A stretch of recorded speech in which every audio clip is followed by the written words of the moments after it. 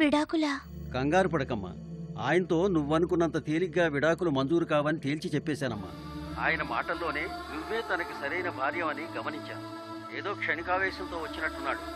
అతని మనసు నుంచి ఆ ఆలోచనని తొలగించగల శక్తి నీకుందనే నమ్మకంతో ఈ విషయం నీకు సూటిగా చెప్తున్నానమ్మా.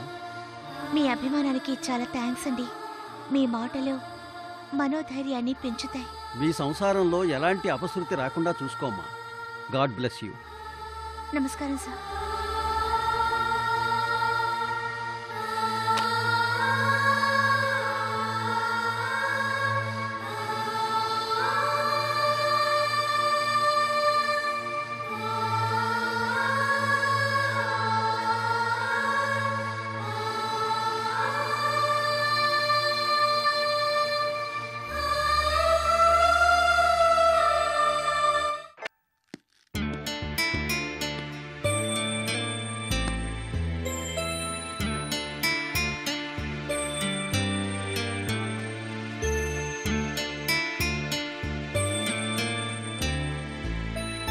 షోలేసు పేటముడి పడినట్టుంది. నన్ను విప్పమంటారా? అక్కర్లేదు, నేను విప్పుకోగలను. షోలేసు ముడి విప్పడమే ఇంత కష్టమైనప్పుడు భార్య మెడలో 3 ముళ్ళు విప్పేయడం అంత తేలికని ఎలా అనుకున్నారండి? అంటే నీకప్పుడే నేను విడాకుల కోసం లాయర్ దగ్గరికి వెళ్ళినట్టు తెలిసిపోయిందన్నమాట. తెలియకూడదనుకున్నారా? తెలిస్తే నాకేమన్నా భయమా? ఎస్, నీకు విడాకులు ఇవ్వడానికి నేను లాయర్ దగ్గరికి వెళ్ళాను, అన్నీ మాట్లాడొచ్చాను. నీకు చట్టరీత్యా విడాకులు ఇచ్చే రోజు ఎంతో దూరంలో లేదు, గుర్తుంచుకో.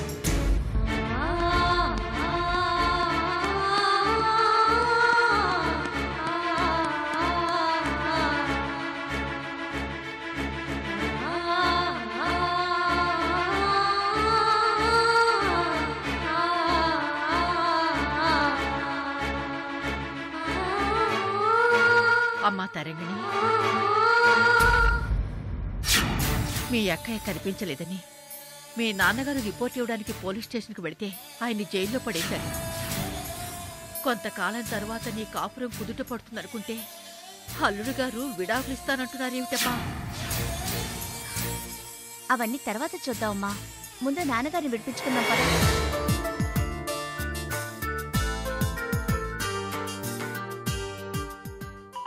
మహాలక్ష్మి పెళ్లి కోసం ఇంకా మనసా, మహాలక్ష్మి ఫోన్ చేస్తుంది. మహాలక్ష్మి మాట్లాడు, కానీ వాయిస్ మార్చడం మాత్రం మర్చిపోకే. అలాగే. హలో మహాలక్ష్మి, ఏమిటమ్మా? ఏంటనయ్యా, నీ సెల్లికి ఎన్నిసార్లు ఫోన్ చేసినా రింగ్ అవుతూనే ఉంటుంది, తీయవే. అబ్బా, కేరళలో ఇది పంచేదని చెప్పాను కదమ్మా. ఇప్పుడెక్కడున్నావు? పొద్దున్నే నెల్లూరు వచ్చాను. అన్నయ్య, నా పెళ్లి సెటిల్ అయింది. 10 రోజుల్లో ముహూర్తం ఉండొచ్చు. నువ్వు వెంటనే రావాలి. నాకు చాలా హ్యాపీ అమ్మా, కానీ నేను వచ్చే ఆదివారం సింగపూర్ వెళ్ళాలి. సింగపూరా? మరి నా పెళ్లి? పిచ్చి తల్లి, ఈ ఆరాటమంతా నీ పెళ్లి కోసమేనమ్మా. చేతిలో డబ్బులు లేవు. పెళ్లికి కనీసం 1,50,000 కావాలి. తెలుసమ్మా. తెలుసా?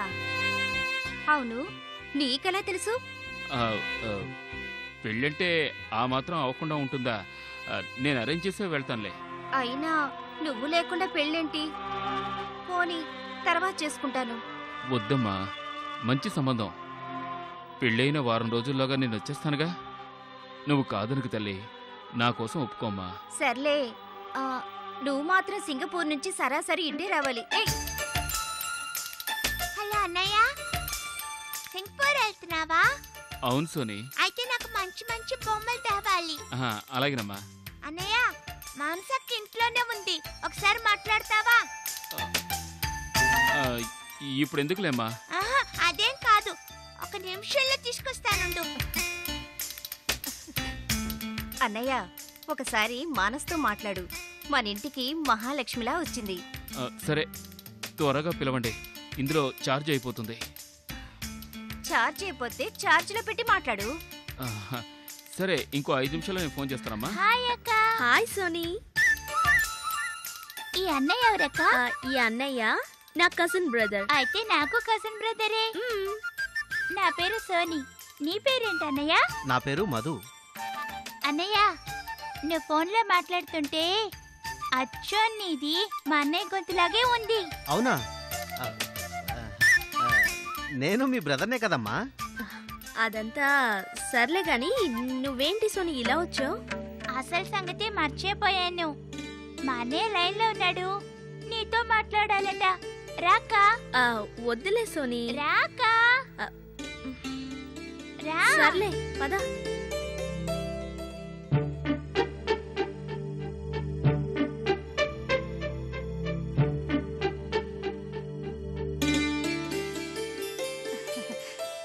అక్క, మా అన్నయ్య ఫోన్ చేస్తాడు, ఒకసారి మాట్లాడు. అలాగే.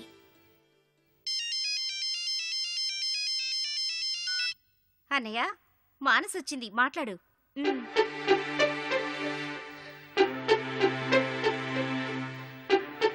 నమస్తే అండి, నా పేరు మానస.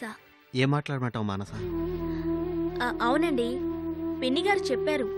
ఏదో నువ్వే మేనేజ్ చేయి. ఏం మాట్లాడాలో అర్థం కావట్లేదు. పర్వాలేదండి, మీ పనులు చూసుకుని రండి. నేను మా జెనిఫర్ సిస్టర్ లక్ష్మి పెళ్లి ఘనంగా జరిపిస్తాంగా. మళ్ళా ఫోన్ ఆవిడ తీసుకుంటుందేమో, నువ్వే కట్ చేసే మానస. అలాగేనండి, మీరు డబ్బు అరేంజ్ చేయండి. సర్లేండి, మీకు ట్రైన్కి టైం అయితే మీరు బయలుదేరండి, నేను అన్నీ చూసుకుంటాను.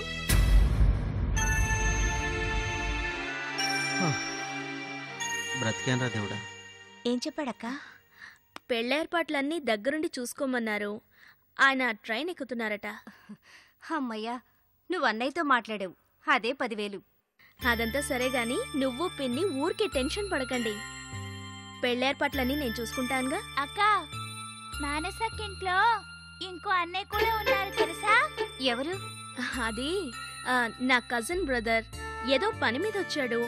పెళ్లికి 4 రోజులు ముందుగా రమ్మన్నాను. మనకి సపోర్టుగా ఉంటాడు కదా. ఆ అన్నయ్య గొంతు కూడా మా నన్నయ్య వాయిస్ లాగే ఉందక్క. నీ మొహం. నిజమక్క, నీ మీదొట్టు. అది సోనిమా, చూడు, మనిషిని పోలిన మనుషులు ప్రపంచంలో 7 ఉంటారట. అలాగే ఒకే గొంతు ఉన్న వాళ్ళు కూడా ఉండొచ్చుగా. అచ్చు అన్నయ్యలాగా ఎలా ఉంటారబ్బా? పెద్ద అన్నీ తెలిసిందల్లా వాగుతోంది. అది సరే గాని నా కజిన్ అక్కడ వెయిట్ చేస్తూ ఉంటాడు, నేను వస్తానే. అచ్చు అన్నయ్య గొంతులో ఎలా ఉంటుందబ్బా? నోరు ముయ్యవే. ఈ పెద్దవాళ్ళు ఎప్పుడు ఇంతే, జవాబు రాకపోతే నెత్తిన ఒకటేసి వెళ్ళిపోతారు. ఛీ!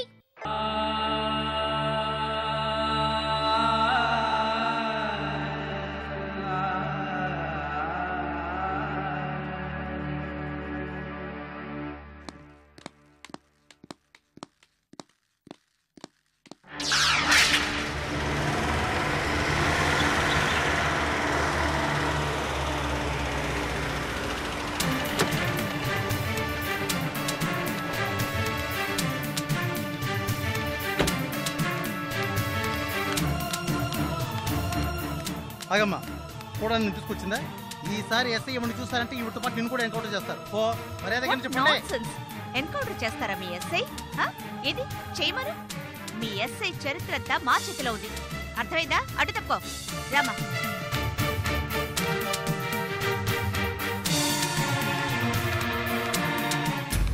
మిస్టర్ అమర్నాథ్ గారు, మా నాన్నగారిని ఎందుకు సెల్లో పెట్టారు?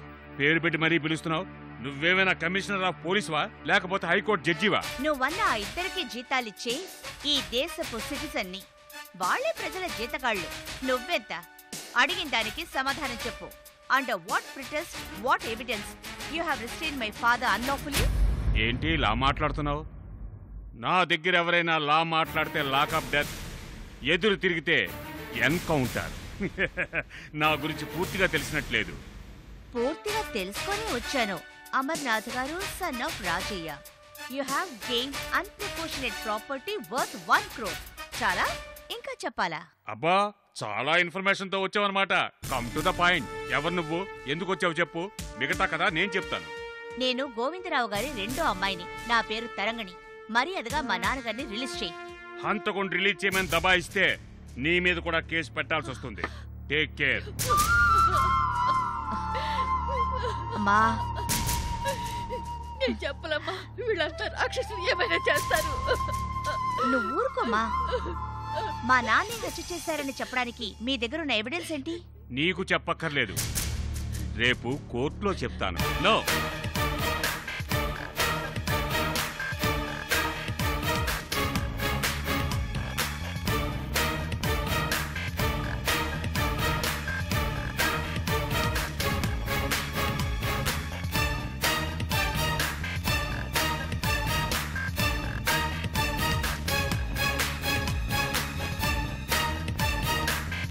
మిస్టర్ ఎస్ఐ, ముందు ఆవిడ అడిగిన దానికి సమాధానం చెప్పండి. సార్, మీరిలా వచ్చారేంటి? మా నాన్న పంపారు.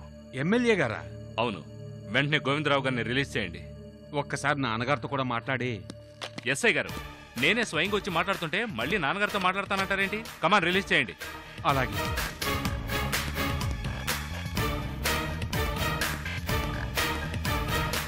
రిలీజ్ చేయి.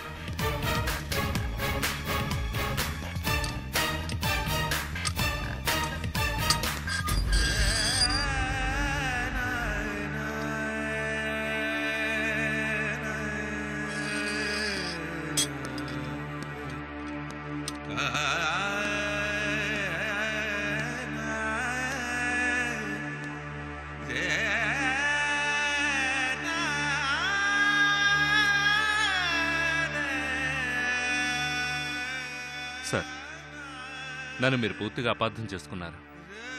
మానస ఆత్మాభిమానం దెబ్బతినేట్టు ప్రవర్తించింది నేనే.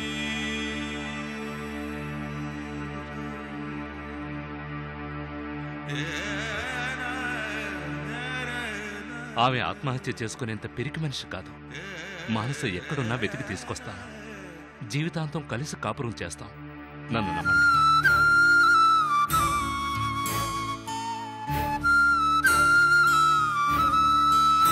ఆ మాత్రం నిజాయితీ ఉంటే చాలు, అందరం సుఖపడతాం. పదని నాన్న.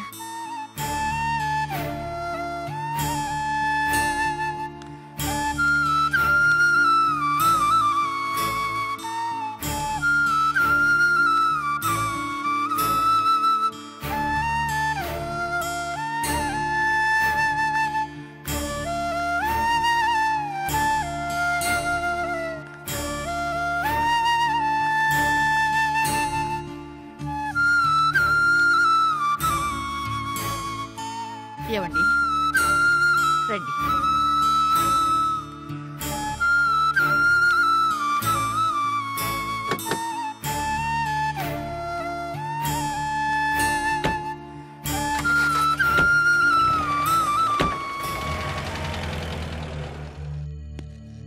బాబుగారు, మీరు? మీకు ఆశ్చర్యంగా ఉంది కదా? అవునండి. నాన్నగారు ఆ గోవిందరావు మీద మర్డర్ కేసు నమోదు చేయమన్నారు. నిజంగా మానస మర్డర్ జరిగిందని మీరు నమ్ముతున్నారా? నా మట్టుకు నాన్నగారు నందంటే నంది, పందంటే పంది. అయితే మానసని హత్య చేసింది నేను. నన్ను అరెస్ట్ చేయండి. సార్, మీరా? అవును, అరెస్ట్ చేయండి. అమ్మో, మిమ్మల్ని అరెస్ట్ చేస్తే నా సీటుకే అసలు వస్తుంది. ఆ మాటకొస్తే మానస మర్డరే కాలేదు. మీకు దండం పెడతాను, మీరు వెళ్ళిపోండి బాబు. వెళ్ళను. నిజం తేలే వరకు నేను జైల్లోనే ఉంటాను. బాబు, బయటికి రండి సార్. నాన్నగారికి తెలిస్తే నా ప్రాణాలు తీస్తారు. చెప్పేగా నిజం తేలాలని. ముందు మీ ఎమ్మెల్యే గారిని పిలవండి. అది కాదు సార్. ఇంకేం మాట్లాడకండి. నన్ను బలవంతంగా బయటకు పంపించాలని చూస్తే ప్రెస్ మీటింగ్ ఏర్పాటు చేసి మీరు అరెస్ట్ చేయమంటే చేయలేదని చెప్తాను.